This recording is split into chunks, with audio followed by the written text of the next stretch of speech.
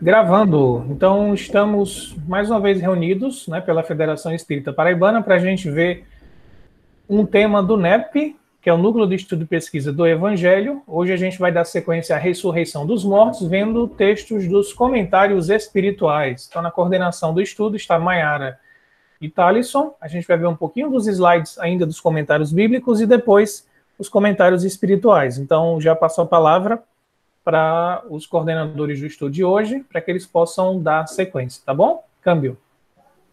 Olá, queridos, boa noite.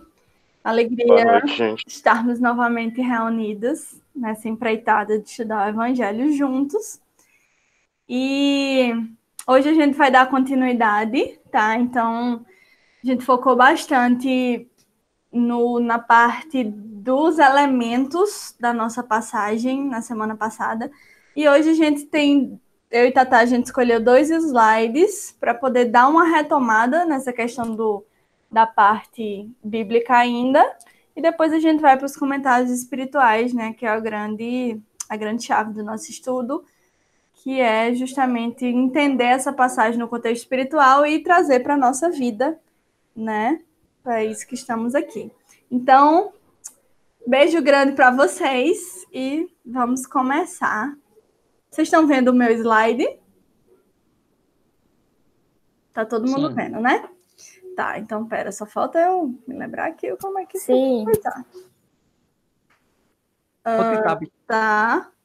Alt-tab, passa, aí depois Alt-tab de novo para voltar para cá, para a janela. Ah, mas espera, porque ainda tá no início dele. Sim, o título, Ressurreição dos Mortos.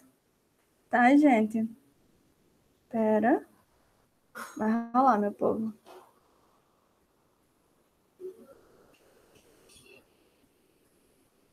Aqui. Sério? O que foi que aconteceu? Maiara, clica, Ah. aperta Shift e F5, que aí ele vai apresentar a partir daí. Minha Nossa Senhora. Tentei. É o cara do atalho, né? Complexo. Eu tô lutando aqui com a extensão do grid. Não tá indo, mas calma. Tem como... Eu acho que é esse. Peraí, então vamos, né, gente? Só vamos dar uma retomada aí. Tem que dar um... A ciência é a melhor das virtudes. Porque é a primeira vez que os que estão fazendo o estudo, né, que estão conduzindo aí. Então, é vivendo e aprendendo. Isso, eu falei que é uma pena que vocês estão aprendendo ao vivo enquanto está gravando, mas aí... Vamos lá, gente. Prece inicial. Deixa eu voltar para ver o rostinho de vocês. Pronto. E, Tatá, escolhe alguém. Tu que manda. Isa. Vai, irmã em Cristo. Tá. Vamos todos elevar o pensamento a Deus e pedir à espiritualidade amiga que estejam conosco nesse estudo, como sempre estão conosco, que consigamos nos conectar, né, nessa sintonia correta, nessa faixa de vibração em que eles estão, para que possamos escolher o melhor possível dessas inspirações e que possamos interiorizar esses ensinamentos e sermos pessoas melhores. Que muito amor, muita harmonia estejam aqui nesse nosso grupo, nessa nossa noite. Que Deus nos abençoe sempre, ampare os nossos familiares, os nossos lares e que possamos nos conectar. Que assim seja.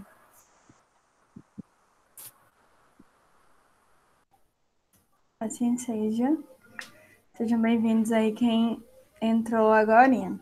Então, gente, para a gente se lembrar, né, do que rolou, da nossa perícope, a gente está aqui com ela só a parte de Mateus e a gente só vai ler Mateus, Novo Testamento de Haroldo, né, para dar aquela relembrada, mas tenho certeza que todo mundo já lembra e todo mundo refletiu sobre ela durante toda a semana, não é mesmo? Tatá, tu dá uma lida pra gente continuar? Sim, vamos lá.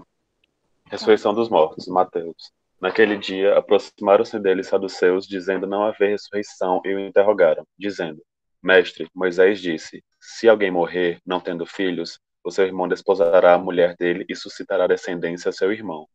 Ora, havia entre nós 7 irmãos. O primeiro, após casar-se, morreu, sem descendência, deixando sua mulher para seu irmão. De forma semelhante, o segundo, o terceiro, até o sétimo. Posteriormente, depois de todos, morreu a mulher. Portanto, na ressurreição de qual dos 7 será a mulher, visto que todos a possuíram? Em resposta, Jesus lhe disse: estais enganados, não conhecendo as Escrituras nem o poder de Deus, pois na ressurreição nem casam nem são dados em casamento, mas são como anjos no céu. E a respeito da ressurreição dos mortos, não lestes o que vos foi dito por Deus quando diz: eu sou o Deus de Abraão, o Deus de Isaque e o Deus de Jacó? Ele não é Deus dos mortos, mas de vivos. As turbas, ouvindo isso, estavam maravilhadas com o ensino dele. Certinho? Leu o outro? Ou só esse?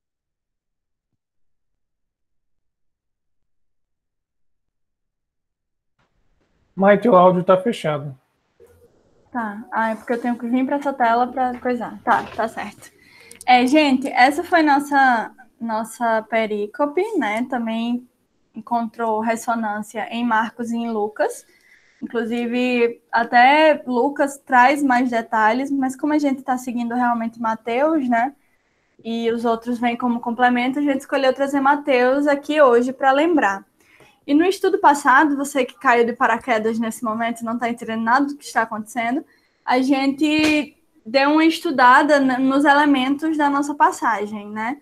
E hoje, eu e Tatá, a gente escolheu trazer 3 slides, porque, fazendo as contas, cada grupo tendo mais ou menos 12 minutos para falar, a gente teria um tempinho aí hábil para poder dar uma fechada mesmo nos comentários bíblicos ainda. Então, a gente trouxe 3 slides, 2 referentes a justamente esses comentários, para a gente entender com mais profundidade, e o outro, uma pergunta do Livro dos Espíritos, que foi até Lala que nos deu o toque, né? Pergunta 1010, que fala sobre ressurreição, reencarnação, aquele papo que a gente tinha começado na aula passada, né, de que ressurreição foi tirada, ou reencarnação foi tirado, né, da igreja, toda aquela história, Kardec também questiona sobre. Então, vamos lá. Espera. Ai, gente, eu sempre esqueço. Pronto. Vai dar certo. Tá, vamos lá. Deu certo, vocês estão vendo, né? Sim. Sim. Tá, escolhe alguém para ler. Diego. Vamos lá. Então, comentário bíblicos. Onde a doutrina da ressurreição era sustentada entre os judeus, era usualmente vista como um prolongamento indefinido desta vida. Sem dúvida, haveria modificações e melhorias. Todos os inimigos seriam derrotados e os deleites seriam multiplicados, mas essencialmente seria o mesmo tipo de vida que esta. Alguns tinham tanta certeza da continuação das condições terrestres. Escutei uma moto aí. Que discutiam seriamente se os ressurretos precisariam de purificação cerimonial pela razão que tinha estado em contato com um cadáver. Nidá? Não sei o que é isso. Enfim. Jesus rejeita tudo isso. A vida no céu será relevantemente diferente de qualquer coisa na Terra. Os relacionamentos humanos são, em grande medida, uma questão de lugar e de tempo.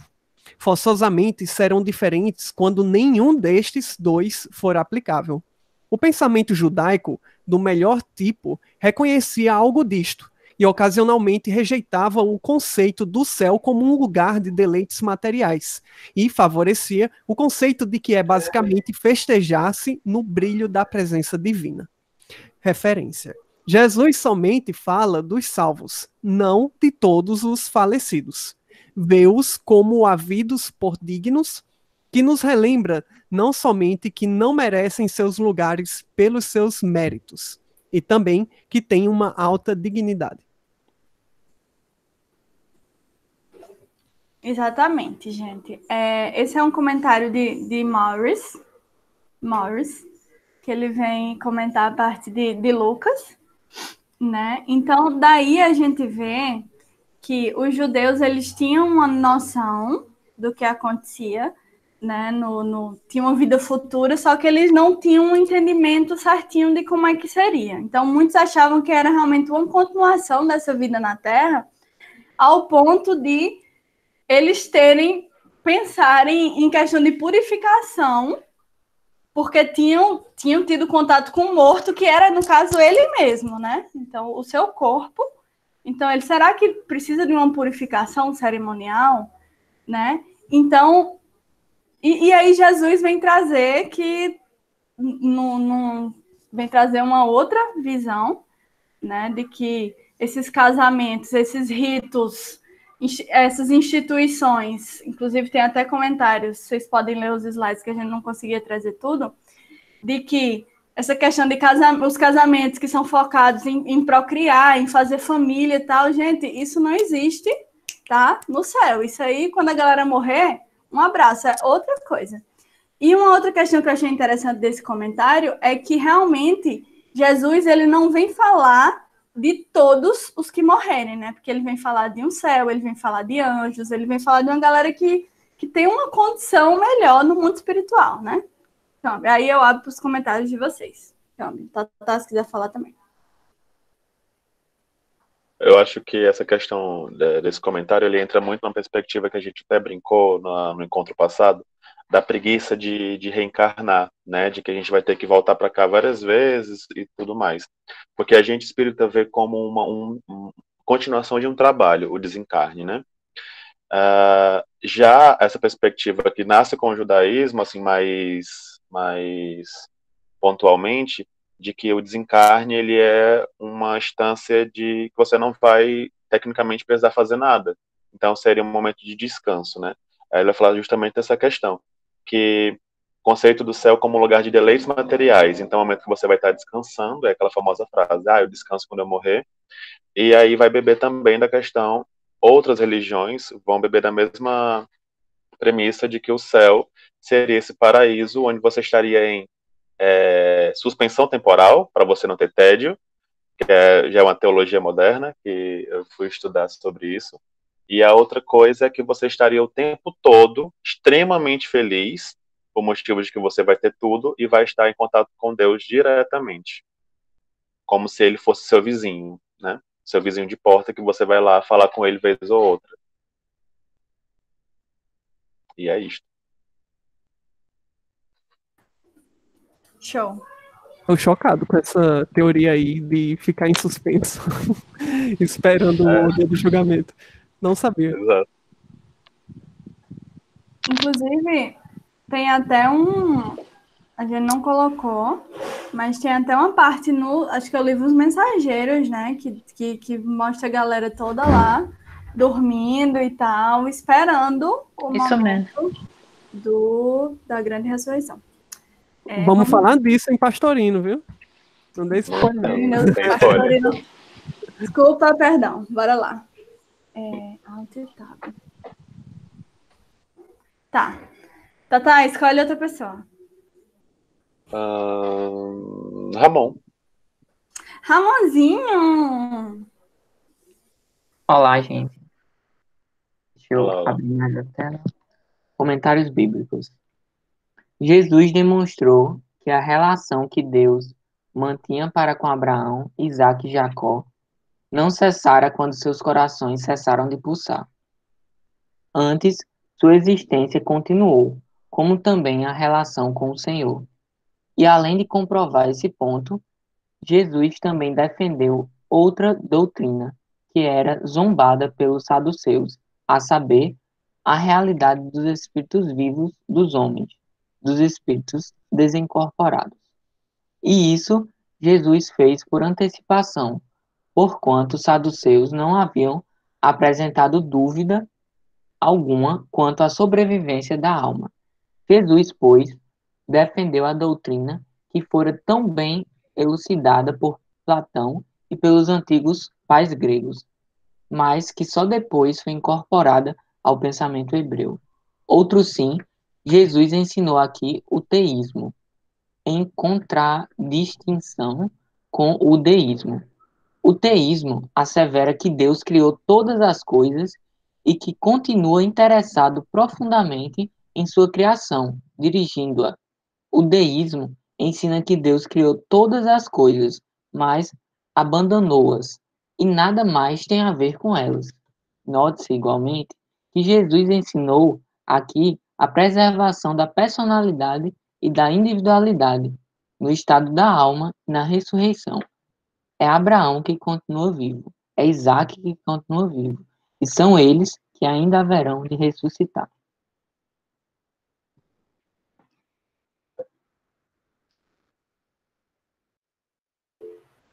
Gente, de quem é esse comentário? Sensacional esse comentário. Champlin. Espíritos incorporados, né? Sensacional. E aí ele corrige aquele vídeo do Kivitz quando diz, né? Doutrina que foi tão bem elucidada por Platão e pelos antigos pais gregos. Os pais gregos aqueles dois que eu citei, nomeadamente de Alexandria, Clemente e Orígenes. E lá em Alexandria tem uma comunidade judaica. E possivelmente quando Jesus era bebê e Maria e José tiveram que fugir de Herodes, eles foram para essa comunidade judaica de Alexandria. Que o texto fala assim, eles foram para o Egito, mas para onde, né?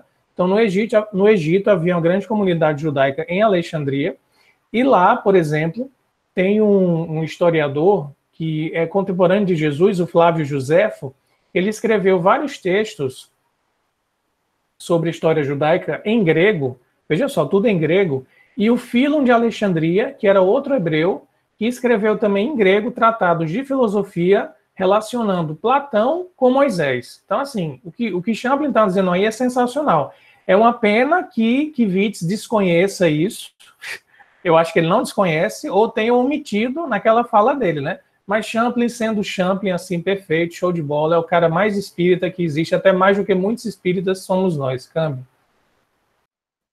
Queria só deixar também... Charles, né? Oi, Ari. Deixar só o comentário também, que é muito interessante como a fala de Jesus dá margem não só para a gente entender que a vida continua após a morte, mas ele deixa alguns aspectos de como essa vida continua. Ele deixa claro que a individualidade permanece, ele deixa claro que as coisas da matéria, elas não vão importar para a vida espiritual. Então ele deixa várias dicas aqui do que o Espiritismo vem depois disso. O Espiritismo só vem endossar o que Jesus trouxe no Novo Testamento. É muito bonito, enfim. Exatamente, Ari. E uma coisa que a gente também queria, eu e Tata, a gente queria ressaltar, era essa questão da relação com o Senhor, né, que Champlin vem falar. Porque uma das questões que Jesus fala logo após a pergunta dos saduceus é justamente, querido, você desconhece a Escritura e o poder de Deus, né? São claramente pela sua pergunta.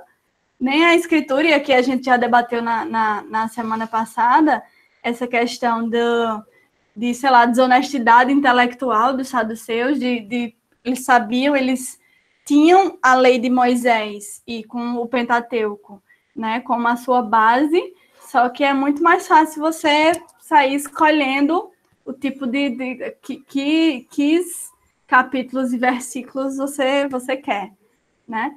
E a questão do poder de Deus. Então, vários comentadores vêm falar dessa questão do amor de Deus, de que a relação do homem com Deus, ela não cessa na morte. Então, Deus, essa relação, ela continua porque o amor de Deus é profundo por todas as criaturas. Então, é muito bonito isso. E aí... Alguém quer falar mais alguma coisa? Porque aí a gente já passa... Só uma questão, Mayra. Fale. Bom, essa questão do teísmo, do deísmo, assim, muito bacana também. O espiritismo vem, né, a questão do teísmo, né, quer dizer, Deus cria e está com a gente sempre. Agora, essa parte que ele fala aqui é assim, Jesus fez por antecipação, porquanto os saduceus não haviam apresentado dúvida alguma quanto à sobrevivência da alma. Né? Eu entendi, eles colocaram exatamente assim, que eles não havia sentido haver essa questão, né? Porque eu acho até que eles não acreditavam na existência da alma, né? E colocaram a suposição lá dos 7 irmãos para provar, né, entre aspas, que não tinha como acontecer isso porque havia uma incompatibilidade, né? Não tinha como resolver, não tinha como solucionar a questão que eles colocaram, né? Então, assim, eu achava, na minha concepção, que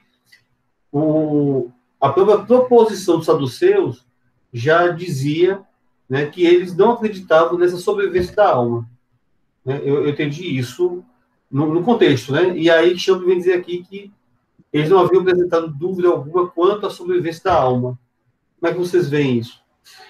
Mas veja só, ó, não apresentar dúvida alguma, Paulo, pode ser interpretado de duas formas. De que eles tinham certeza da imortalidade da alma, ou seja, que não duvidavam disso, e de que eles tinham certeza de que não havia sobrevivência da alma.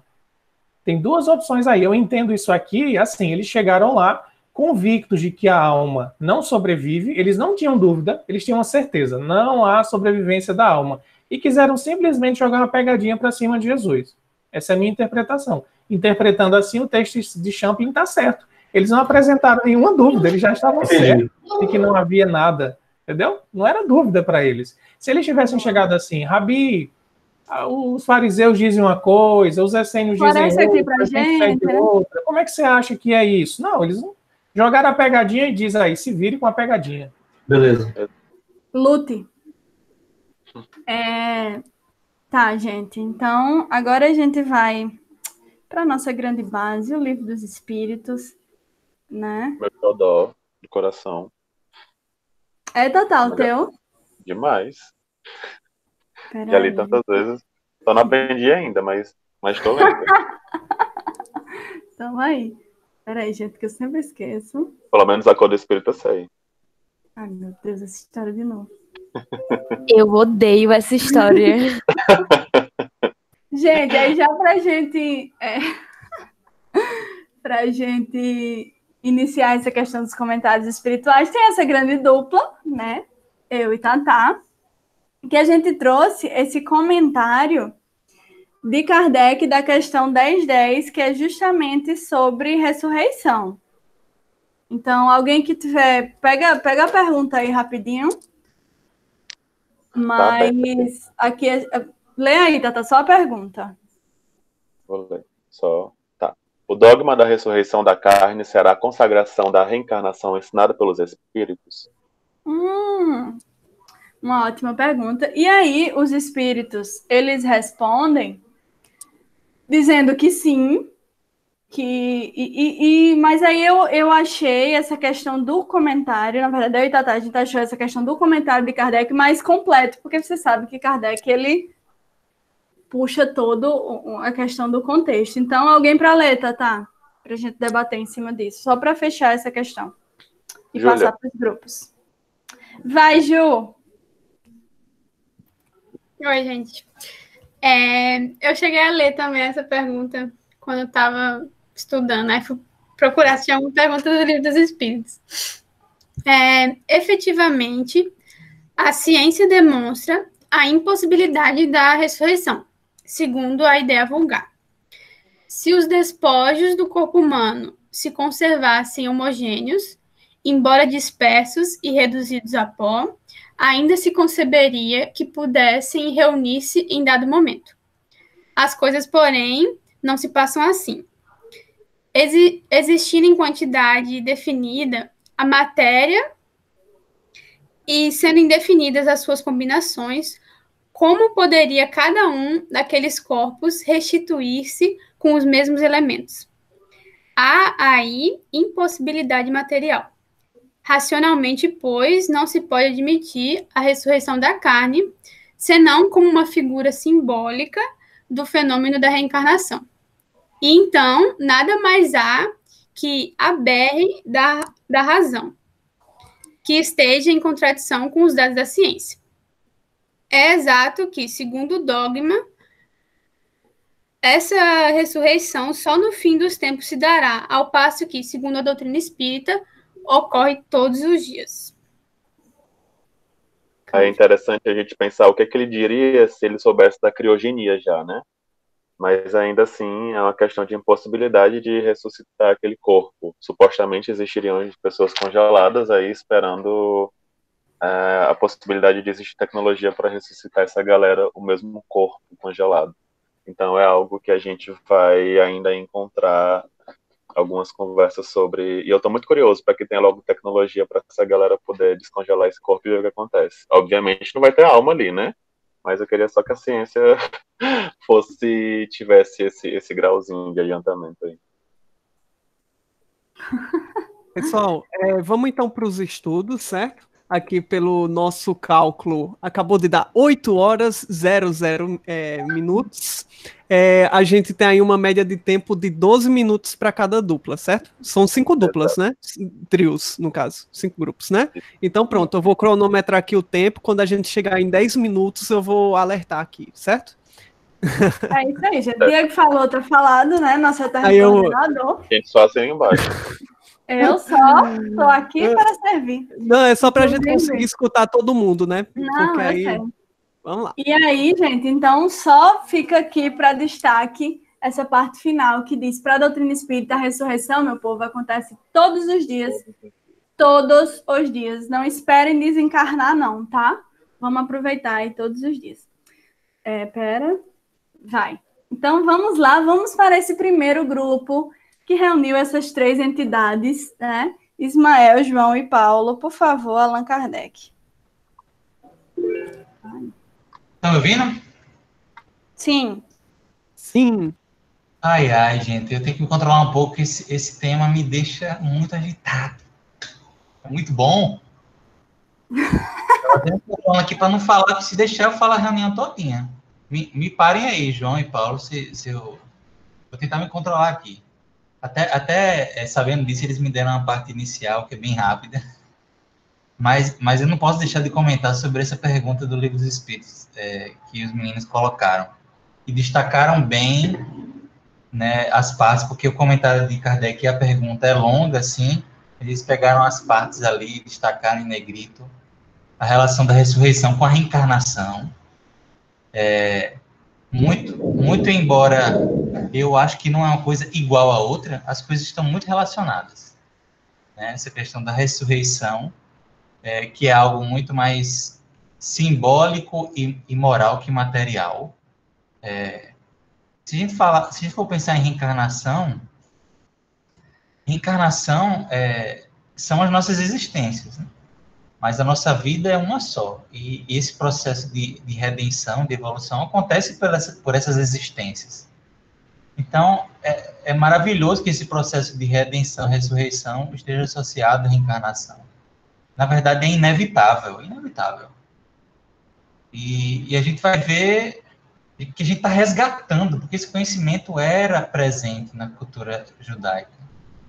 Estava lá a reencarnação, minha gente. Óbvio que o povo ficava discutindo o que é isso, o que vai acontecer no julgamento final. Que história é essa de julgamento final que Jesus está falando? Até depois dessa pergunta dos Espíritos, para quem quiser ficar mais doido, continuando essa pergunta aí. Ele diz: nesse quadro do juízo final não haverá uma grande e bela imagem ocultada sob o véu da alegoria, que um dia vai ser restituída sua verdadeira significação? Quer dizer, até para Kardec era intrigante esse tema. E um dia a gente vai descobrir. Será que chegou o dia da gente descobrir qual é essa verdadeira alegoria do juízo final? Ou não, a gente ainda não está preparado? Eu não sei vocês, mas eu ainda preciso de uma preparação mais ainda para entender esse tema. Vamos lá. Contextualizando o comentário do Céu e Inferno, capítulo 3, maravilhoso capítulo 3, inteirinho, nos falando sobre o céu, essa figura aí, tão mal interpretada por nós durante esses séculos de cristianismo na Terra. Contextualizando na nossa passagem, o tema está no versículos 29 e 30, né? Onde Jesus responde, dizendo: estáis enganados, não conheceis as Escrituras nem o poder de Deus, pois na ressurreição nem casam, nem são dados em casamento, mas são como anjos no céu. Então, eu, João e Paulo, a gente estava discutindo sobre essa figura dos anjos no céu. O que quer dizer essa figura, né? depois para a gente entrar nessa questão do céu. Falando em anjos, a gente tem que se afastar, como a gente sempre faz, de toda essa noção angélica de anjos que foi construída ao longo da história aí, misturando mitologia grega, mitologia romana e de outros povos aí, criando anjinhos com asinhas perfeitos e figuras perfeitas, né? E na verdade, aqui não tem nada a ver com isso. Anjo, João comentou com a gente, a raiz dessa palavra, ela indica aquele que é mensageiro, né? Aquele que é portador da mensagem de Deus. E não significa aqui uma perfeição. Então, esses aí que chegaram no plano espiritual, como a gente entende, eles não estão no estado de perfeição, não, né? São como anjos no céu, no sentido de estarem ali como mensageiros, como representantes, como portadores. Então, deixemos de lado essas noções aí. Então, o texto de Kardec, ele é muito racional, muito lógico. João agora vai apresentar um contexto interessante. João, câmbio, fica à vontade. Bom, gente, então, assim, esse capítulo 3, ele é bem grande, né, e Kardec vai discorrer muita coisa. Ismael destacou a questão dos anjos, né, para a gente poder entender a questão do mensageiro. Então, a palavra grega significa mensageiro, e na palavra hebraica também significa mensageiro, que é o malaká. E a gente vê, por exemplo, quando Maria tem aquela visão do Espírito Gabriel, que diz para ela, você vai conceber o Messias, ali a figura é uma figura de um homem, né, de um espírito, como a gente vê Emmanuel aparecendo para Chico, como Joana aparecia para Divaldo, enfim, ou ainda aparece para Divaldo, né? Então não tinha asinhas, não tinha nada disso não, certo? Aqui a gente vai destacar esse ponto 2, Malaká em hebraico. Malaká, né? Eles pronunciam assim. Em grego é o angelos. Mas nas duas línguas significam mensageiro, certo? Nesse ponto 2, do item 2 do capítulo 3 de Céu e Inferno, a gente ficou responsável por mostrar, assim, historicamente, que nas doutrinas mais antigas que a gente for pesquisar, desde a Índia, Egito, Grécia, Roma, a gente vai ver concepções sobre um lugar divino, purificado, celestial, um lugar de prazeres, né? Tem tudo isso. E Kardec vai situar, primeiro etimologicamente, dizendo que o céu, para esse povo antigo, significava a abóboda, né? O que a gente vê no nosso céu azul, dessa forma côncava, né? Como a gente tem a forma côncavazinha, a abóboda. E ele vai citar dois termos, um em grego e um em latim. Em grego, que é koilos, que significa justamente essa forma côncava, e em latim também, que é coelum, que significa essa forma côncava também. E à medida que a gente vai avançando na questão da astronomia, da astrofísica e do conhecimento das coisas do universo, a gente vai ampliando a nossa visão sobre o que é o céu. Kardec discorre lindamente nesse capítulo 3 sobre esse avanço da ciência, né? E sobre, ao mesmo tempo, como você entender céu na espiritualidade. Então, a palavra que está lá em grego, no versículo que a gente está tratando aqui, é a palavra uranos, certo? É uranos. Uranos já não é essa abóboda. Uranos, Jesus fala assim, Basileia tu Uranu, que é o reino do céu. Então, assim, Uranos já é um espaço maior, já tem uma concepção aí maior de céu, não é o nosso céu. Então, quando Jesus fala céu aí, ele não está falando do céu como abóboda, não. Não é a palavrinha koilos, que Kardec usa aqui no céu e inferno, é a palavrinha Uranos, e daí vem um planeta Urano. A gente tem um planeta que se chama Urano. E lá no Novo Testamento está lá Uranos, que é essa amplitude maior do universo, certo? E aí Kardec vai fazer uma crítica, aqui pontual, em imaginar que a Terra é o centro do universo, né? E que a gente está limitado a esse centro. E ele vai falar que é uma anomalia do nosso raciocínio imaginar que Deus estaria só situado na Terra e teria esquecido o resto do universo. A gente discutiu muito, Paulo e Ismael e eu, sobre os avanços da física e tal, e assim, não existe centro.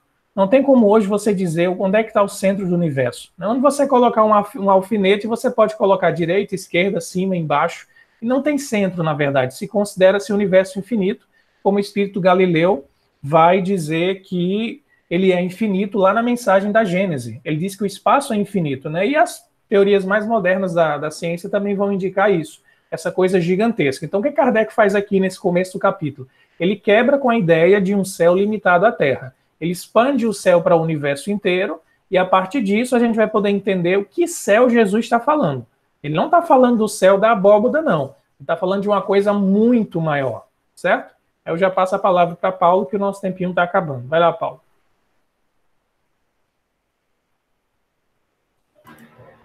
Bom, a gente optou por pegar uma outra questão de Livro dos Espíritos, que é a 1016, que Kardec faz a pergunta específica, em que sentido se deve entender a palavra céu, né, que está aí na nossa parte da perícope. E a resposta dos Espíritos, ela é profunda, ela a princípio, ela parece ser algo claro, objetivo, mas eu particularmente precisaria de uma outra reunião para a gente discutir só isso, né? E ele diz assim: julgas que seja um lugar como os Campos Elíseos dos antigos, onde todos os bons espíritos estão promiscuamente aglomerados, sem outra preocupação que a de gozar pela eternidade toda de uma felicidade passiva? Então, se julgar dessa forma, a resposta é não. É o espaço universal.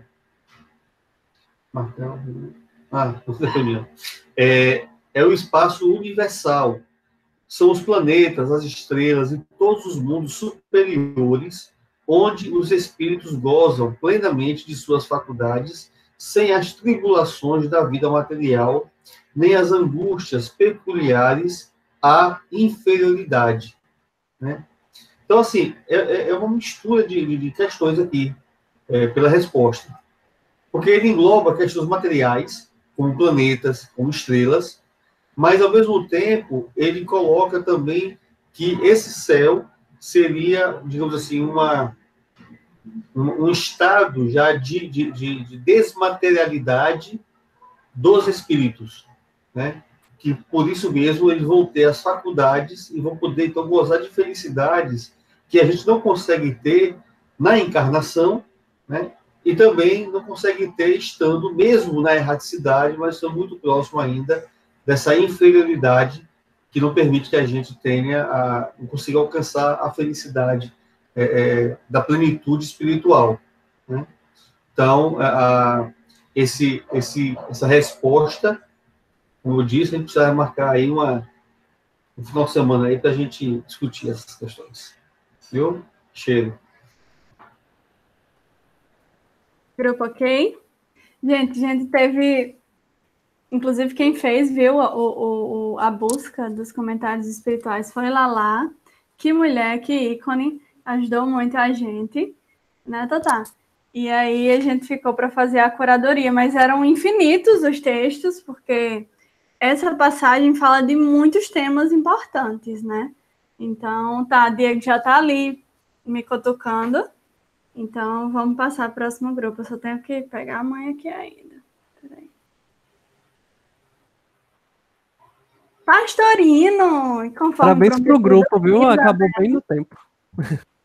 Conforme prometido, Isabela, com Pastorino, junto com Ari, que pediu Pastorino. E essa dupla, que dupla maravilhosa. Podem começar. Opa! E aí, Isa? Quer começar? Falando sobre os pontos principais. Alô? Pera, eu fiz uma coisa de errado, eu não tô conseguindo mais ver o slide. Eu apertei. Isso é conversa. Eu tenho os slides aqui, não seja problema por isso. Mas tudo vamos lá. Tudo bem, a gente Vocês estão vendo o primeiro aí? Estamos. Sim, tá projetando o primeiro. Certo. Eu e Diego, a gente separou esse primeiro e mostrar os 3 tópicos que nós vamos abordar, pessoal. Que é exatamente são os 3 principais que Pastorino fala. E eu só queria dizer que, ao contrário de Diego, eu pedi explicitamente para não ser colocado no grupo do Pastorino. Mas ser amigo dos que estão fazendo o estudo não serviu de absolutamente nada. Eu segui a lista, eu sou justo. Aí, o que acontece? Ele vai falar de 3 pontos que nos chamaram a atenção. porque alguns são dignos da ressurreição e outros não. O ponto que ele vai falar foi sobre fui o Deus de versus sou o Deus de. E o terceiro, pois para ele, Deus, todos vivem, são vivos. E daí nós podemos... Se Diego vai querer falar alguma coisa sobre esse primeiro slide?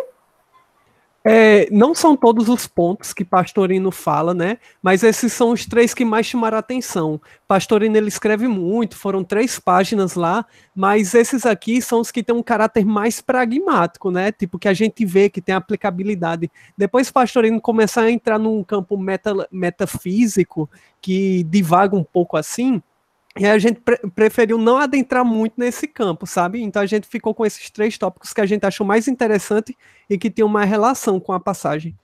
Lembrando que são 3 páginas, essa é só a parte em itálico, né?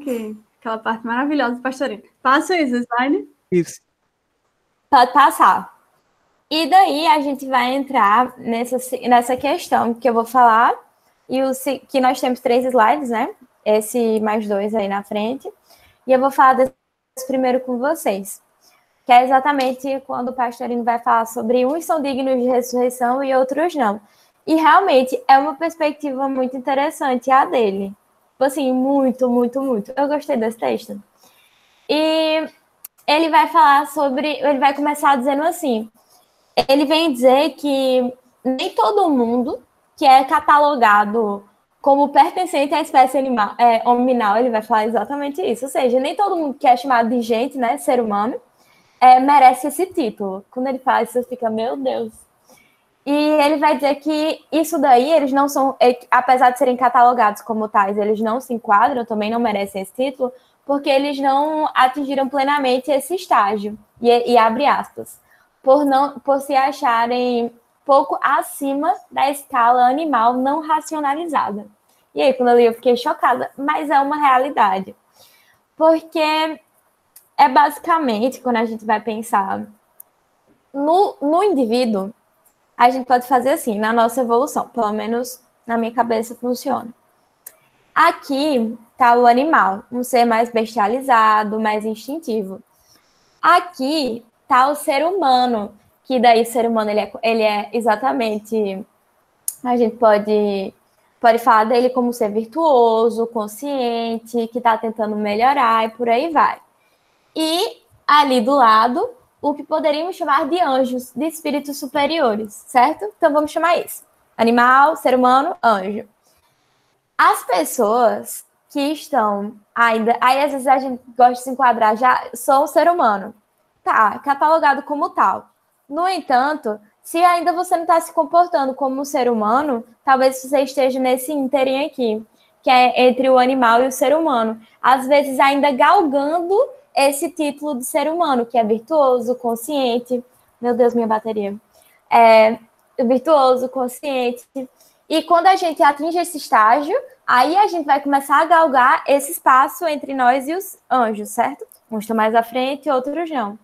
E daí, quando o Pastorino vem trazendo essa reflexão, ele vai dizer que essas pessoas que não merecem esse título de seres humanos, eles não merecem por quê? Porque exatamente por isso, né, que um ser humano ele tem que se comportar como tal, ele tem que ser humanizado, né, racionalizado e virtuoso. E essas pessoas que ele está falando que não tem essa ressurreição no plano espiritual, que não ressuscitam no plano espiritual, é porque eles não estão despertos, eles são inconscientes de si, são inconscientes do seu papel no mundo, são inconscientes da sua natureza espiritual, eles não são intelectualizados, eles não despertaram para o intelecto. Então, eles não vão renascer no plano espiritual, eles simplesmente desencarnam e ficam nesse estado meio, como se fosse meio morto-vivo, meio adormecidos, como já foi falado anteriormente, né? Isa. Oi. Só complementando, uma coisa que a grande sacada de Pastorino nesse início de texto é que muita gente vai interpretar a questão da ressurreição como uma volta da vida na carne. E diferente de todos os outros autores, Pastorino vai dizer assim, ressurreição do ponto de vista da vida espiritual. né? Então, tipo, Claro. aqueles que ressurgem na era vindoura seriam, então, esses espíritos que, quando desencarnam, eles têm essa consciência da vida espiritual. E aqueles que não têm apenas ficam ali, no estado latente. Então, assim, a grande sacada de Pastorino foi essa, pensar assim, ressurreição não na Terra, ressurreição no plano espiritual. Aí eu, caramba, isso é muito legal. Foi muito, muito inteligente. E daí... Aí, enfim, é basicamente isso. São essas pessoas que não despertaram sua consciência e eles não vão renascer, que é isso daí que... E daí ele vai falar assim, que quando eles estão na erraticidade, né, no plano espiritual, a gente chama de erraticidade, eles vão apenas dormir e perambular até que são atraídos a um novo corpo material para recomeçar a jornada. Ou seja, basicamente são seres materializados, mais materializados, né? E que vão, assim, não vão se identificar com o plano espiritual, não vão nem, sei lá, entender, despertar para isso. Já há o segundo tipo que ele vai falar, que são exatamente aqueles que já despertaram a sua consciência, já despertaram o seu ser. E nas palavras dele, abre aspas, aqueles que despertam fora do corpo, consciente de si, e, portanto, vivem naquele éon, eles são dignos de ressuscitar. Então, o que ele está falando exatamente sobre os que são dignos de ressuscitar e os que não o são, exatamente pelo seu nível de consciência, pelo seu despertar ou não. Eu espero ter me feito compreensível. Mas daí, né, voltando assim para o slide, que vocês estão nesse segundo, né, Mai? Vocês estão, eu acredito que vocês estejam. Ele vai dizer assim, a ressurreição sob a perspectiva espiritual vai colocar 4 pontinhos, que são esses basicamente que a gente acabou de falar. E daí qualquer coisa, vocês podem ler, porque eu não vou ler tudo, porque eu sei que o tempo urge. Como desligo. Beleza. A gente pode, então, para o segundo slide, para ver o segundo ponto, né, de Pastorino? Pronto. Só uma coisa complementando esse primeiro, que eu achei muito curioso, foi que a gente estava comentando, né, Isa e André, no chat do estudo passado, sobre o livro de André Luiz, que falava sobre esses espíritos que ficam em estado latente na erraticidade, sabe? Aí, por acaso, o Pastorino vinha falar justamente sobre isso, então eu achei bem, bem legal a coincidência.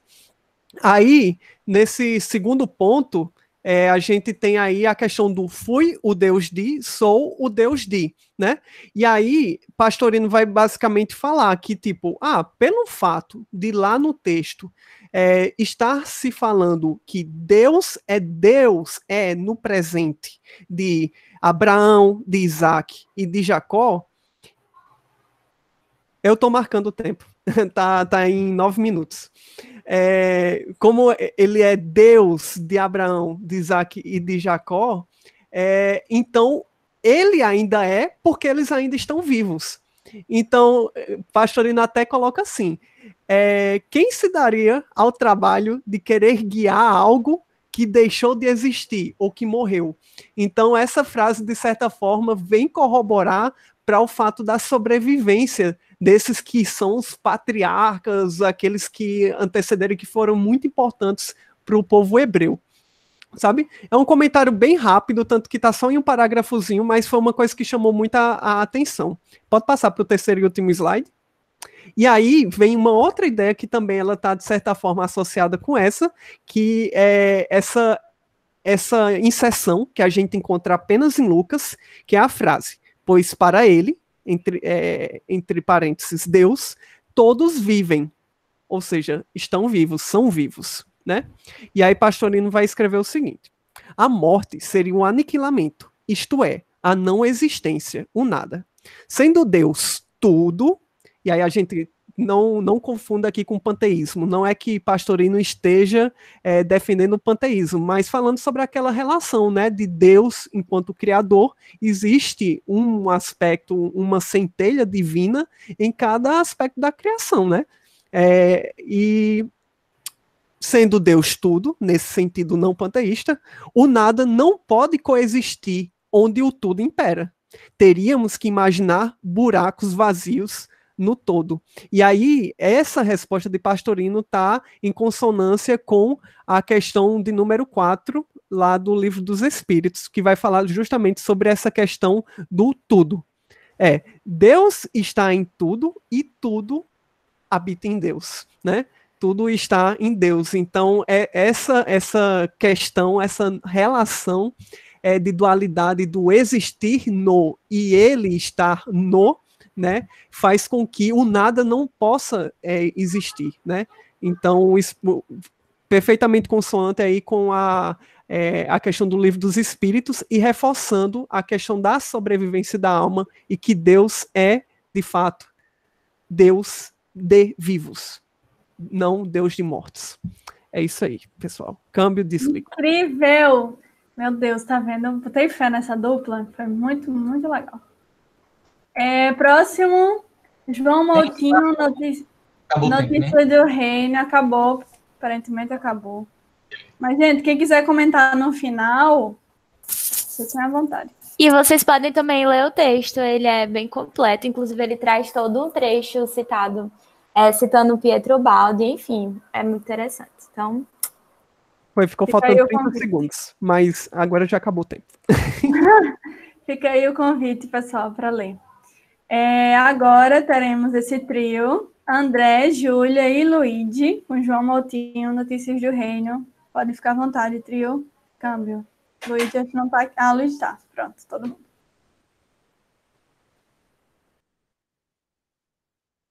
Vá lá, Júlia, é contigo, querida. Gente, eu vou comentar só o primeiro texto, que é o do capítulo 19, que é o que tem o título Saduceus e Ressurreição. Aí, André falou que ele comentaria o outro texto também, e esse também. Sobre esse primeiro, que ele vai falar mais sobre ressurreição em si, lá no começo, o texto de quem era, meu Deus? Eu esqueci de quem era o texto, mas ele falou tudo que falava nesse primeiro slide, basicamente. Então, spoiler. Do eu não Pastorino. sei. Acho Pastorino, o anterior? Não, era... Kardec. Não, era do cara que vocês falaram que era mais espírita que a gente. Champlin. Aquele comentário lindo dele. Era basicamente falando o que eu achei mais legal nesse texto do Moutinho também. Que o Diego também comentou, enfim, a gente comenta porque é uma parte bem interessante dessa passagem, claro, né? No começo desse texto do Moutinho, ele vai justamente reforçar a ideia de que Jesus teria falado sobre Abraão, Isaac e Jacó, nesse ponto bem interessante dele falar que eles não estão mortos, mas vivos, já que são personalidades que estão mortas, né? Quando ele fala isso, é um tapa na cara da gente, né? Mas, enquanto a gente estava estudando, a gente começou a olhar pelo outro lado de que essas três personalidades, a gente não sabe se elas existiram mesmo, ou se elas existiram, mas não eram uma pessoa só, se era uma representação de uma civilização, de um grupo, enfim. Mas eu acho que o que Jesus teve que falar na hora foi para aquele povo, né? E se aquele povo considerava essas personalidades como uma pessoa sozinha, ou sendo uma pessoa que realmente viveu, ele usou disso para falar, gente, essa galera que vocês acham que está morta, ela não está. Esse é o ponto, né?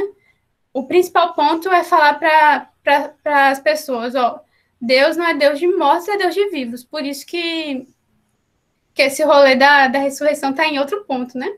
E aí o Moutinho vai usar algumas características para reforçar essa ressurreição por esse outro aspecto. Uma delas é citar essa passagem em que Moisés e Elias se encontram com Jesus. E aí ele vai falar da ressurreição meio que usando como se para falar que não funcionaria, mas aqui eu acho que cabem várias formas de justificar que a ressurreição não funciona, né? Como o Paulo mesmo falou, dá para muito estudo. esse aqui foi só um pontinho que ele pontuou com o exemplo de Moisés e Elias, e depois ele também usou essa frase de Jesus, né? Não temais o que vos pode matar o corpo e não pode matar a alma imortal. Esse é só a primeira parte desse texto, depois ele continua. Não sei se os meninos querem falar alguma coisa desse primeiro slide. Tá, aí, então, continuando nesse segundo slide, é quando o Moutinho ele vem dar as interpretações dele sobre a ressurreição. A primeira foi falar que a ressurreição, nessa forma tradicional, não tem bases, né? Como a gente já viu nos outros grupos também. E as duas, depois que ele traz, são muito interessantes, porque ele vai falar que essa vida eterna, que é tão esperada na ressurreição, na verdade, ela não se adquire depois que o corpo morre, nesse dia do juízo final. Ela se adquire, na verdade, quando nós nos iluminamos de sabedoria, de virtudes, né? E aí nós, na verdade, nos exoneramos das reencarnações. E depois ele também vai trazer uma interpretação bem interessante sobre, na verdade, a ressurreição poder ser essas faculdades mediúnicas. E aí ele vai dar exemplos dos discípulos e também um exemplo da Maria de Madalena. Nessa fotinho que eu coloquei, né? Que é quando a Madalena enxerga 2 anjos, logo em seguida, depois encontra Jesus, né? É isso, gente. Passar a palavra, então. Câmbio. Luigi, meu amigo, você vai falar algo? Boa noite. Posso falar assim, meu querido amigo? E aí você chuta pro gol, beleza? Beleza, papai.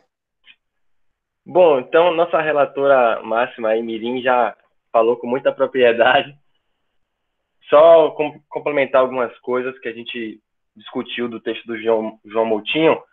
Nesse primeiro ponto, ele vai dizer que a versão sugerida pela igreja, pela religião convencional, ela vai refutar justamente o cristianismo primitivo.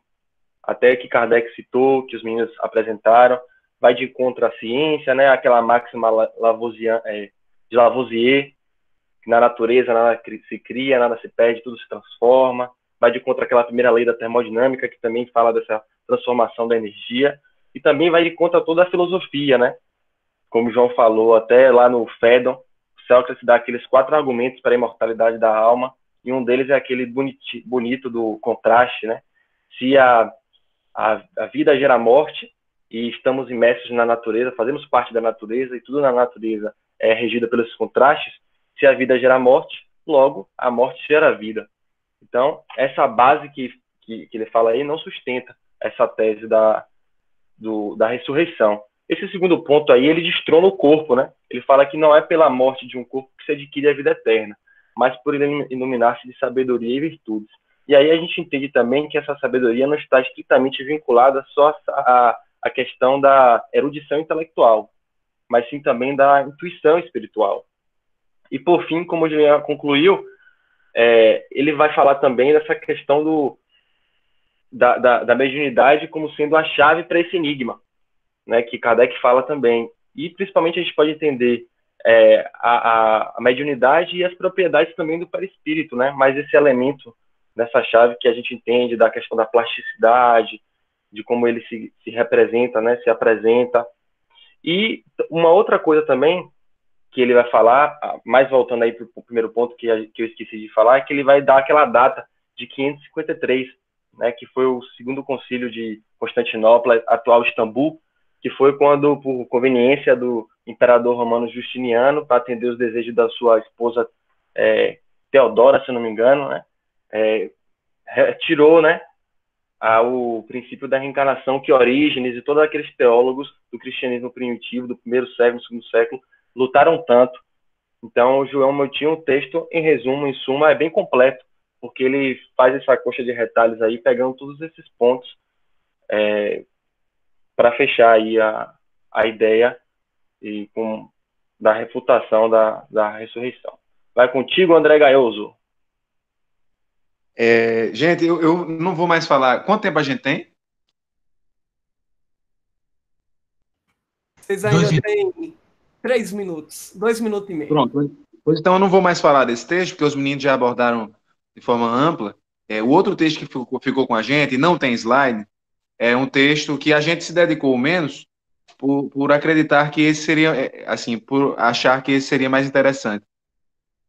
O outro texto se chama Matrimônio e Ressurreição. É um texto curto, em que ele faz um comentário no sentido de que a galera, quando perguntou para Jesus lá quem seria o marido, né, da mulher que se casou as 7 vezes, eles tinham assim como nós, a maioria das pessoas, temos uma visão do casamento e do relacionamento ainda muito superficial. E ele disse que na ótica espírita, as relações, elas são verdadeiras, construídas pelo afeto verdadeiro. E, tipo, durante muitos séculos, inclusive, quando a gente se constrói uma relação de afeto com outra pessoa, a gente perdura essa relação durante várias encarnações. E aí ele lança mão da famosa teoria das almas gêmeas, de Emmanuel, que está na obra O Consolador. Ele não faz nenhuma crítica a essa citação, e como nós sabemos, né, houve um erro de filtragem mediúnica aí nessa colocação. Tem uma nota lá na primeira edição do Consolador, dessa outra obra de Emmanuel, psicografada por Chico. E ele traça isso para explicar que a lei de afinidade que rege as pessoas, e que muitas vezes, ou na maioria das vezes, nós não estamos atentos a isso, e somos muito ligados à sensualidade e tal, e tal, e tal. E finaliza o seu texto dizendo que muitas vezes nos separamos temporariamente dessas almas gêmeas por falta de merecimento, porque em algum momento, ou alguma encarnação, a gente destoa, descamba na área da sexualidade, e aí nos distanciamos daquela pessoa que ele chama de alma gêmea, né? Que a gente não sabe que não é bem assim, é mais compreendida essa expressão com um sentido figurado, né? Isso, inclusive, tem respaldo na própria codificação. Foi por isso que a Federação Espírita Brasileira questionou o Chico na época da obra do Consolador. Curioso que a história de Emmanuel, quanto por Lentulus, foi mais ou menos assim, né? Assim, tipo, não mais ou menos assim, mas foi parecido. Que quando ele casou lá com Lívia e tal, aí não deu certo, aquela coisa. Quando ele foi tentar, ela já estava morta, não sei o quê, e depois eles passaram aí um tempo sem se ver, né? Ele reencarnou como um escravo, e ela estava ali por perto, mas não conseguiram ficar juntos. Ao menos eu não me recordo de eles terem se entrelaçado naquela obra. Então, é um texto mais simples, um menor, e que faz esse comentário curto. Câmbio.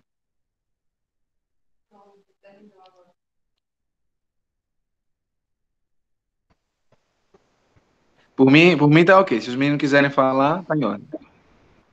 Ok, gente. Obrigada. Maravilha. Ismael tava doido para falar antes, né? Quer aproveitar os 10 segundos? Não. Vamos no final. Tô brincando. Vamos pro próximo. Vamos. É impressão minha ou Maiara travou aqui para mim? Ah, Maiara acabou de sair. Acho que caiu.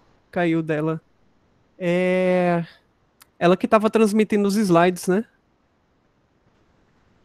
Maiara voltou agora. Eu não tinha visto que ela tinha saído. Eu não tenho como transmitir, porque eu uso Linux, aí fica todo desregulado. Vai rolar. Deu águia aqui. Show. Acontece, amiga. O que é da águia? Ô, amigo. Tava bom demais para ser verdade. Deu águia é o mesmo que deu zebra, que ninguém sabe por que a pobre da zebra é usada também. Ah, tá. Vai, rolou? Alô! Sim. Ai, que susto. Mas enfim, vocês concluíram o pensamento da questão dos almas gêmeas? Sim. Concluíram. Pronto. Pode Depois, se der tempo, Tatá quer contar a história do que acontece em Nosso Lar, né? Na verdade, em Nosso Lar tem um caso, que é o caso de Tobias, que conta bastante essa questão de pessoas que casaram 2 vezes aqui na Terra. E aí? O que aconteceu? Aí vem contar o caso de Tobias, né? Que é muito interessante, mas vamos passar para os grupos, porque qualquer coisa a gente conta lá no grupo do WhatsApp. Espera ainda. Faltam 2 grupos, a gente está no tempo, felizmente. Pronto. E eu acho que vai dar tempo para dar uma discussãozinha no final, sim. Agora esse trio incrível. Elis, Lala e Nai, por favor, façam as honras. Que mulheres maravilhosas. Ô, gente, eu vou ficar com o de Miramês, pode ser? E vocês ficam. Então, ótimo. Sim. Eu vou comentar, Emmanuel. Primeiramente, parabéns à dupla, né, Maiara e Thaleson, porque a peneira foi grande. E juntar esses 2 textos teve tudo a ver, né, já que eles falam, né, do mesmo versículo. Então, bora lá. Eu me apaixonei pelo texto de Emmanuel. E ao ler esse texto, né, o nome é Sempre Vivo, ele está querendo explicar o seguinte versículo. Ora, Deus não é de mortos, mas sim de vivos. Por isso, vós errais muito. Então, no texto, deu para perceber que ele estava querendo dizer, né, o que não é a morte e o que é a morte. Então, por isso que a gente fez essa tabelinha, trazendo os trechos onde ele falou o que é a morte e o que não é a morte. Então, bora começar com a primeira pergunta. O que não é a morte? Então, Emmanuel disse que a morte não é cessação, né? Muitas vezes a gente tem a ideia que morte tem a ver com inação. Outro trecho, né, que tem a ver com não é a morte, é esse segundo aqui. Inúmeros espiritistas compreendem os espíritos como fantasmas de laboratório ou formas esvoaçantes, vagas e aéreas, errando indefinidamente. Então, Emmanuel vem trazer aqui, né, que por a gente não compreender a morte, muitos erros são cometidos, e ele vai trazer alguns erros. Aí, na Igreja Católica, né, ter a concepção daquele céu e aquele inferno artificiais. Nos grupos protestantes, né, aquela ideia de ressurgir naquele mesmo corpo, indo as próprias leis. E com relação ao que foi justamente esse que ele trouxe aqui, realmente, né, compreenda o que são os espíritos, né, e para que a gente realmente compreenda o que é a morte. Nós espíritas, será que a gente realmente sabe o que é a morte? Será que a gente realmente sente e vive, né, essa certeza da imortalidade? É aquilo que Alcione traz para a gente, né? O Evangelho, ele precisa ser conhecido, meditado, sentido e vivido. Então, é bom a gente ver se a imortalidade está trazendo para a gente, né? É importante a gente ver se a imortalidade está trazendo para a gente realmente essa consolação, né? Essa esperança.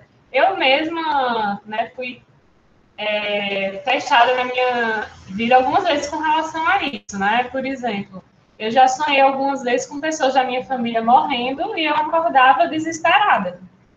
Então, será que eu entendo, eu sinto realmente, né, essa imortalidade na minha vida?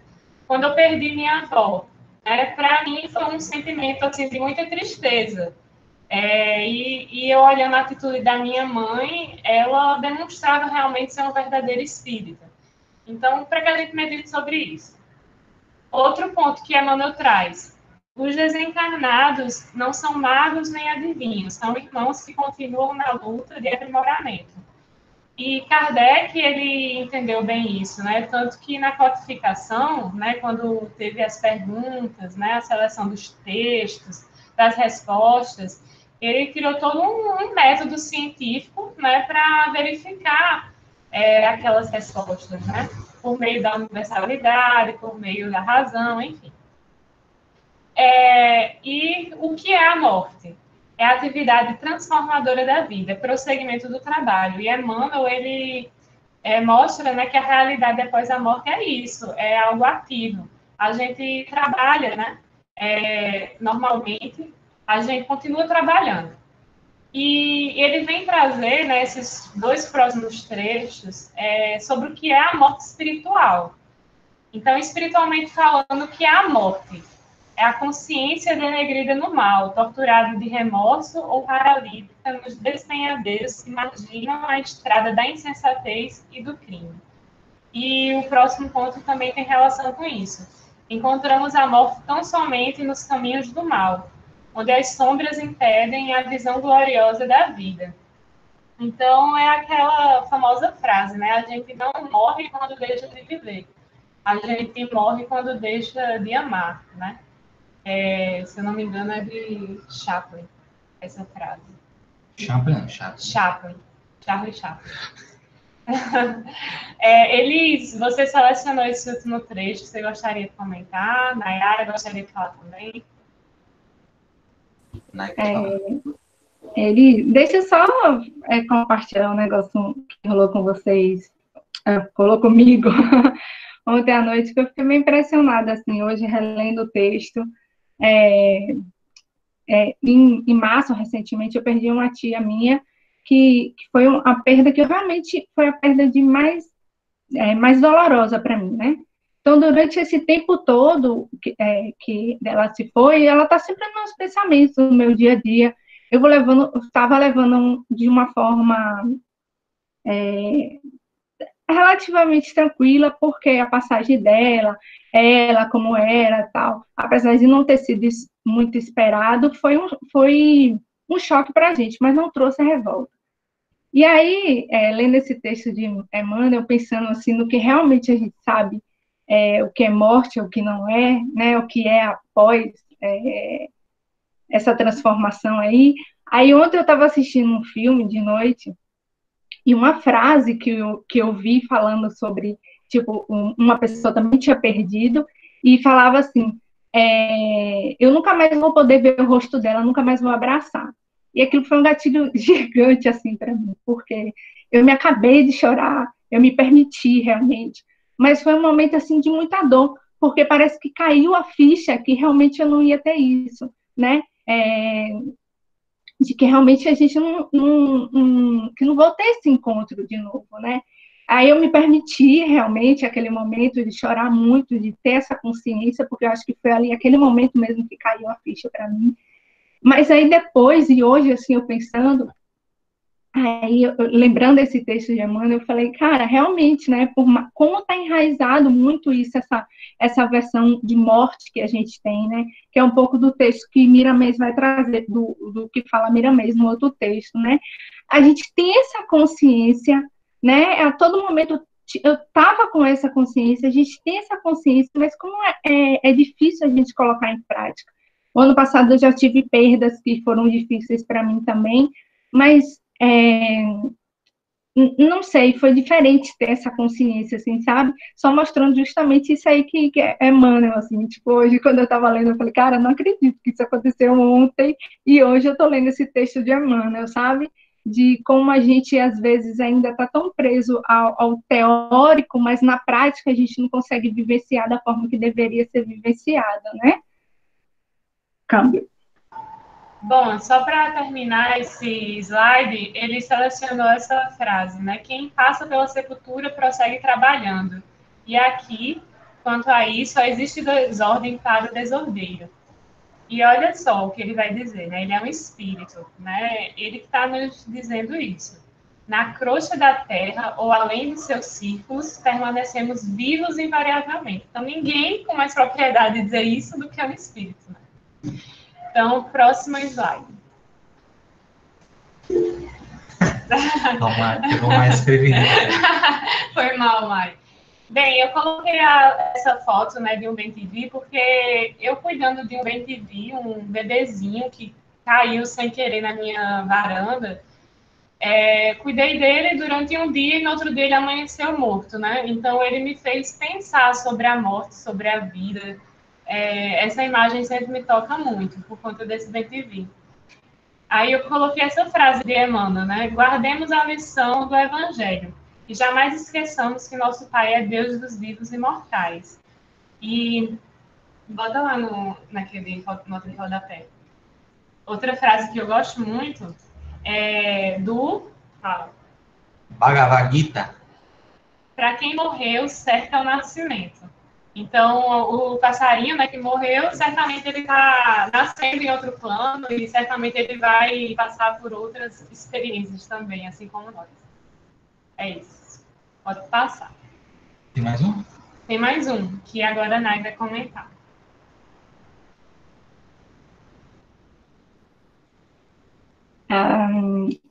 Oi, tá ok, não tá? Então, eu acho que eu me identifiquei mais com esse texto de Miramês, porque ele fala muito assim da gente estar preso aos velhos hábitos, né? De como a gente ainda está preso aos velhos hábitos, às antigas concepções sobre a morte. Tanto que o título do texto é Quem são os mortos, né? Uma interrogativa dele. Então, assim, ele traz ele diz que é natural, pegar uma colinha aqui, ele diz que é natural a gente ter esses questionamentos sobre a continuidade da vida, né? De onde vivemos, de onde viemos, para onde vamos, mas que às vezes a gente se prende muito a isso, né? Por conta desses velhos hábitos. Só que ele diz que a resposta está dentro de nós. E essas respostas, o que está dentro de nós, são os primeiros ensaios para a nossa fé. Eu gostei muito disso que ele falou, assim, né? É tipo, o que está dentro de nós é a resposta de como a gente vai lidar com isso. É o que realmente é a nossa fé, né? E aí, quando não há sintonia do ambiente fora de nós, não, ao contrário. Quando a gente encontra essa sintonia no ambiente fora de nós, a gente vai encontrando assim, maturidade e vai cultivando cada vez mais esses valores espirituais, que eu acho que é a fase que a gente meio que está passando, né? A gente está em busca, a gente já está se encontrando nesse nível mais, não sei se eu estou sendo assim otimista demais, né? Mas a gente já está se encontrando nesse nível, a gente está cultivando esses valores espirituais e tentando ao máximo colocar em afinidade com o que está dentro de nós, né? Então, ele diz que cada vez que a gente cuida dessas qualidades existentes em nós, a gente está fazendo ela crescer em várias direções, né? E isso vai levando a gente a ter a certeza de continuidade na vida. Então, eu fiquei pensando assim, putz, eu realmente ainda tenho muita coisa enraizada, a gente tem que se livrar de velhos hábitos, né, que como ele finaliza, assim, que a gente precisa, que é esse slide aí, eu não vou ler por conta do tempo, tá? Mas ele fala isso, que a gente ainda precisa se livrar, quando a gente começa a se livrar desses velhos hábitos, a gente começa a compreender, né, toda essa relação de quem são os mortos, né? E aí, eu acho que é muito isso, porque eu vim de uma igreja, eu já fui coroinha, eu já fui batizada, já fiz primeira comunhão e tal, então, assim, realmente, até a gente se livrar desses velhos hábitos, fica difícil a gente entender que realmente quem são os mortos, né? E eu acho que a gente, no meio espírita, a gente ainda tem muitos velhos hábitos interiorizados, assim, que é difícil a gente se desprender. Só para exemplificar a Paulo. Esses dias a gente estava assim na palestra do centro, aí a pessoa fazendo a prece, ela agradeceu uma das Marias, que eu não sei direito, aqui, me desculpem, mas não sei se é a Maria de Fátima, alguma coisa dessa, assim, uma da prece. E eu fiquei assim, né, como ela ainda, ok, são espíritos que estão olhando por nós, mas como que ela ainda está enraizado, o catolicismo na gente, né? E às vezes demora realmente, às vezes é espírito durante muito tempo, mas ainda mantém enraizado todas as nossas crenças católicas no nosso dia a dia, né? Eu acho que era mais ou menos isso, não era, Lari e Elis? Pessoal, pela Acabou questão o do tempo, tempo, eu sugiro passar. Pera, Porque Linda, a gente ainda tem um último grupo, mas fala aí. Não para, tu não vai, Elis querendo falar, Elis vai falar. Fala, Elis. Não. Tranquilo, se tiver passado o tempo, beleza. Acho que as meninas sintetizaram tudo.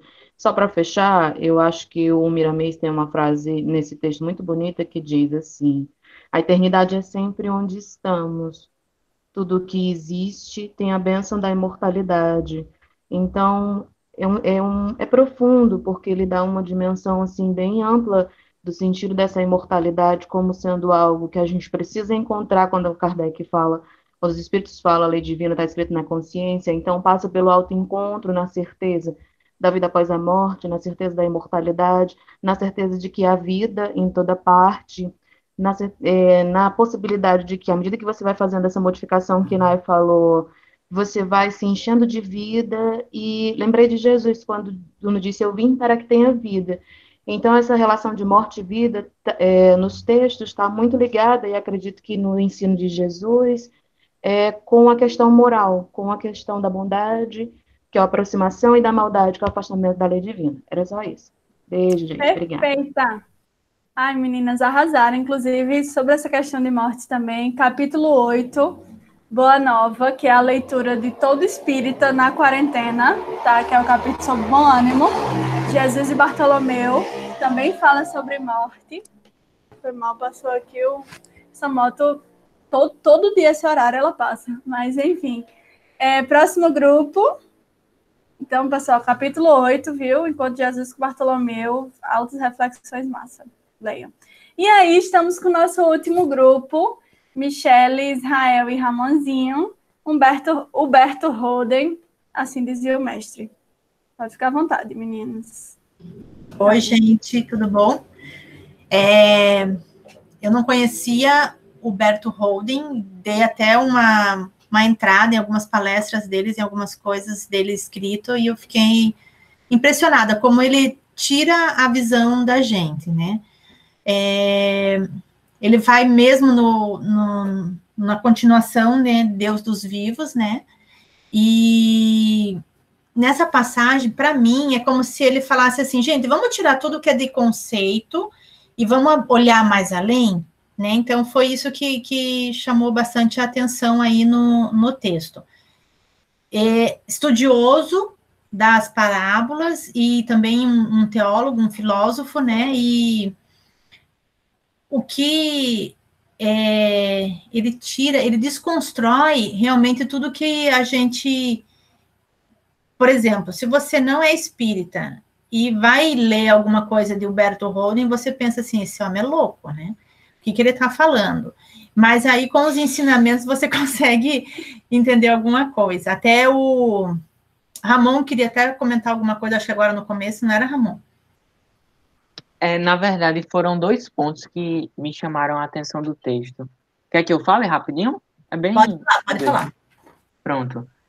Os 2 principais pontos que me chamaram a atenção foi a questão do casamento em si e também da sexualidade.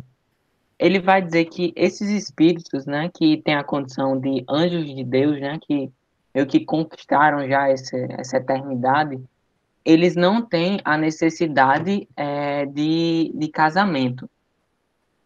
Justamente porque o casamento, né, segundo ele, tem a finalidade da procriação. E nesse estado, né, a existência do corpo se acha definitivamente estabilizada e garantida pela incorruptibilidade. Então, ele aborda mais a questão biológica, né, que a gente já atingiu, né, nesse estado um grau tão elevado que já está mais pleno, então não tem necessidade dessa reprodução. Mas eu faço uma observação que realmente o casamento, como a gente entende, não tem necessidade de acontecer, né, por não haver necessidade de reprodução.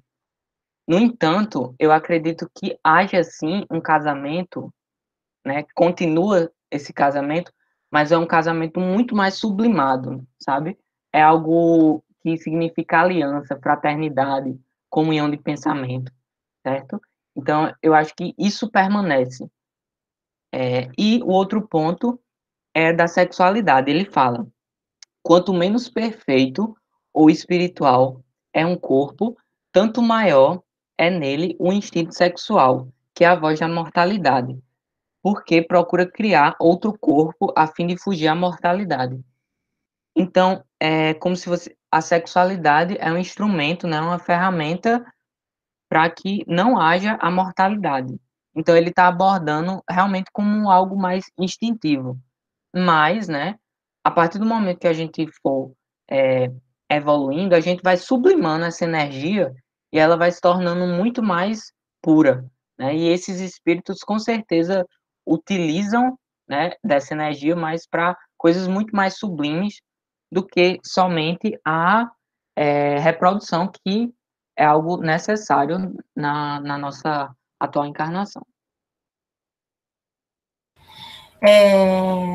Ramon mandou super bem aí, né?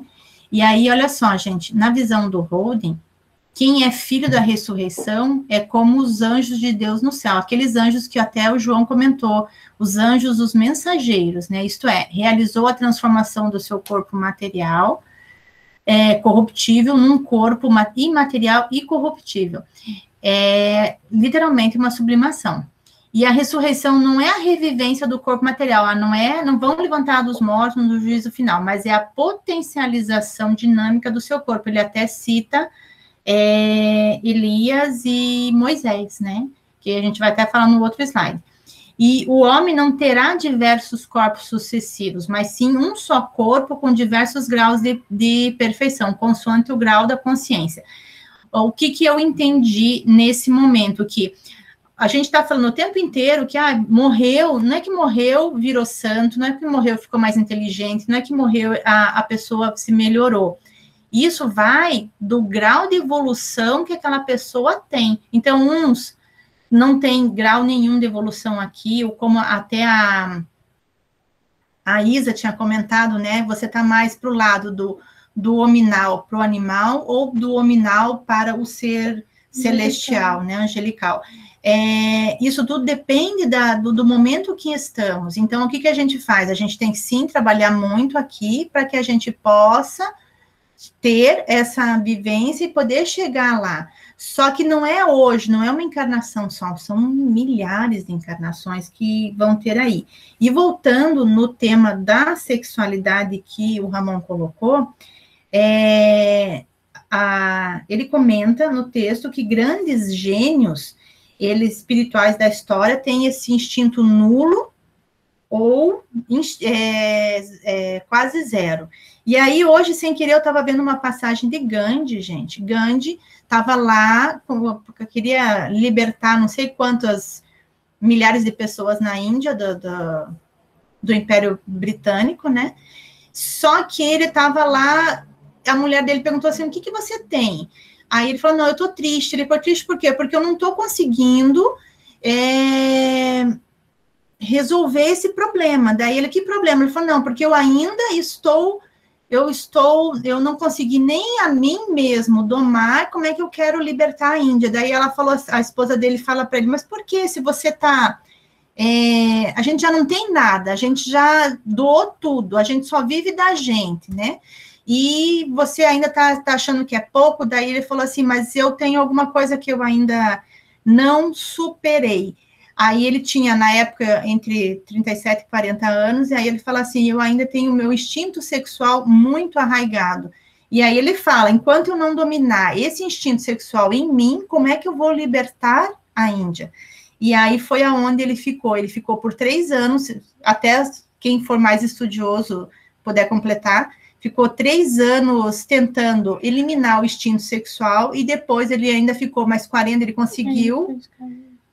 ele conseguiu ficar sem o lado do instinto sexual, sem trabalhar, trabalhou isso, e ele ficou livre disso por 40 anos, até a morte dele. Era mais ou menos isso. E que mais? E aqui ele fala, o Holden, como o Holden era um teólogo, ele vai frisar bem que como as igrejas embutiram a lei do celibato, né?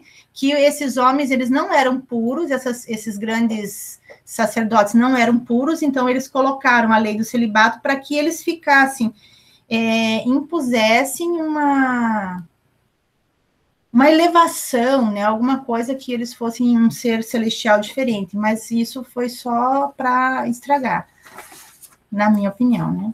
E aí, também aparece, Holden mostra que durante a transfiguração de Jesus, que todo mundo achava que era um fantasma, né? Onde Jesus mostra as suas chagas, Elias e Moisés aparecem ao lado do corpo de Jesus, também em estado de energia luminosa. O Holden comenta no texto que não se achou restos mortais nem de Elias, não se acha nem de Moisés, porque eles também tinham esse estado de sublimação, de poder condensar essas células, que era o que o Jesus sempre tinha. O Jesus sempre dizia que ninguém me tira a vida e eu deponho da minha vida quando quero, porque este poder me foi dado pelo Pai, pelo ser maior. Então, é como se ele tivesse atingido esse momento também. E no próximo slide...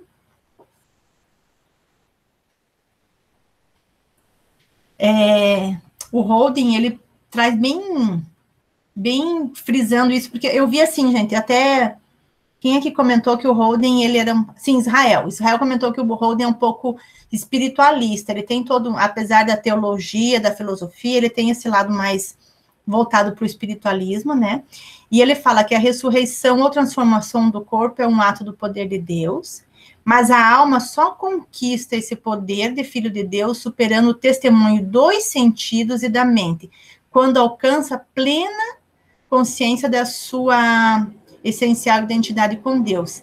E aí, é quando esse poder divino, saturando todas as células do corpo, confere incorruptibilidade à matéria corruptível.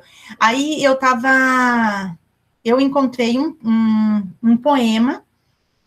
E esse poema fala, que é o Rubem Alves, fala sobre a transformação, ele fala sobre a pipoca, uma coisa tão simples, tão singela, gente. E aí ele mostra que grandes mudanças acontecem de dentro para fora. Por isso que tem ali, desde o início, a pipoca, e aí, o que essa pipoca está fazendo aqui? E aí mostra essa transformação, e por que eu queria colocar a pipoca, gente? Para mostrar que nós somos essa pipoca. E aí, quanto fogo a gente passa, por quantas vezes quanto encarna, a gente apanha, e não aprende, né? E não se transforma nessa pipoca, e a gente sempre, no meu, tô falando por mim, né? Eu ainda sou aquele piruá lá, aquele que não estourou e fica sempre no fundo da panela atrapalhando. Mas é isso. Dentro do meu entendimento, dentro do que eu vi, adorei o texto, não conhecia esse Holden, eu estou até escutando uns áudios deles, e tem um material lá dentro do NEP também para ler, muito bom. E é legal a gente ter outras referências para que justamente isso, gente, a gente saia do quadrado e comece a criar um senso crítico, né? Não ir com a boiada. E eu acho que nesse momento de pandemia, gente, a gente está ali, é o fogo e a pipoca que a gente, se Deus quiser, vai chegar.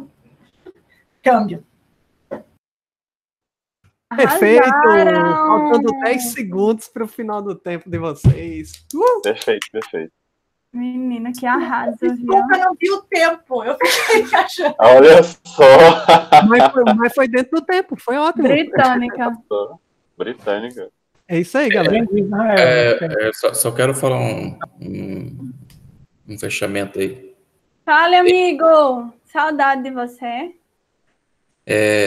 Tenho dito. Assina embaixo. Tudo que ela fala. Tudo bem. Amém, né? Amém. Só retificando um pontinho ali, quando ela fala a questão de Jesus ali, que ele mostra as chagas ali, não foi na transfiguração. A Lili queria mostrar a Elias, né, na verdade, esse corpo incorruptível. Quando Jesus aparece para o apóstolo depois da morte, que ele mostra suas chagas, porque ele tinha esse poder de manipulação, e para que eles vissem que era o Cristo que foi crucificado. Só isso, câmbio.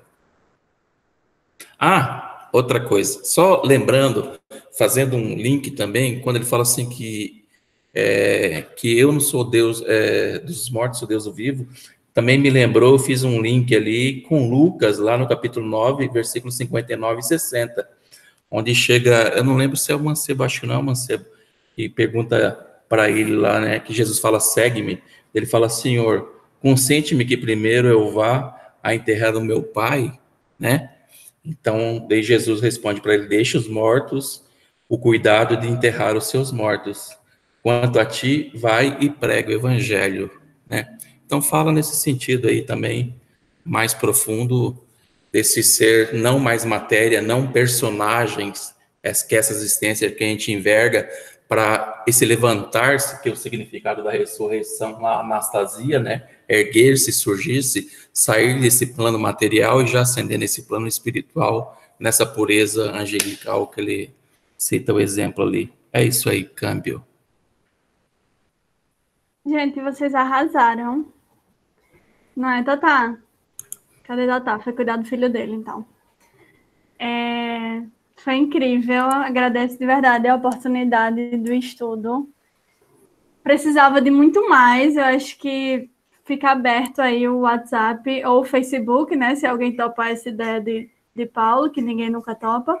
Mas fica aí aberto o WhatsApp para a gente debater mais, porque trata realmente de temas muito profundos e fica muito difícil em 1h30 vezes 2, né? Tatá, quer falar? Vamos falar do WhatsApp, exatamente. Todo mundo no WhatsApp, viu? Com figurinhas e áudios e tudo. Bom. Agradecer a Júlia, que me fez revisitar os estudos da ressurreição. Agradecer a paciência da Mai também, porque foi muito complicado. E agradecer demais a Larissa, porque, meu Deus, foi dificílimo peneirar esses textos, foi muito difícil. Mas é aquilo, né? A gente segura na mão de Deus e vai. Então, muito obrigado a todos, foi incrível. Sempre. Quem é o próximo estudo, hein? Pra gente já fazer o merchan? Olha lá. Acho que é Nai, alguém. Nai, é Nai, maravilhosa. Ai, gente, travou aqui meu microfone. Serei eu e Alexandre. E vamos falar sobre o maior mandamento, aquele que nos une demais, né? É isso. Não é um mandamento, não, é o maior. Imperdível. Tá, vai continuar nessa série aí de perguntas a Jesus, né? Então, simbora. Pois, quem vai fazer a nossa prece, Gordinho? Tem a musiquinha de André. Eu queria, em nome do grupo, parabenizar os meninos aí pelo trabalho. Acho que a gente sai com outra visão sobre ressurreição, né? Porque a gente cria uma visão bem mais ampla agora e bem mais especial sobre esse tema. Parabéns mesmo, Mai, Thalisson e todos que fizeram aí o grupo hoje. Foi fantástico, fantástico.